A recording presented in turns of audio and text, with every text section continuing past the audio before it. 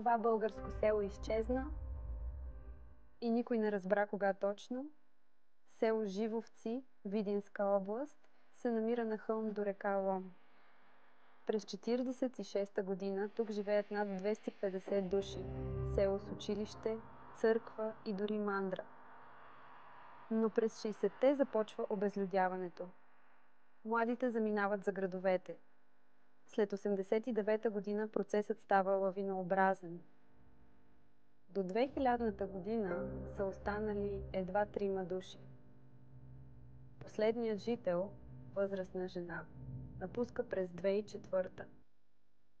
От тогава тишина. Няма път, няма ток, няма дом. Днес Живовци го няма на картите. Само бурените напомнят, че тук е кипял живот. А такива села в България са на 200. Знаеш ли още такива изчезнали села?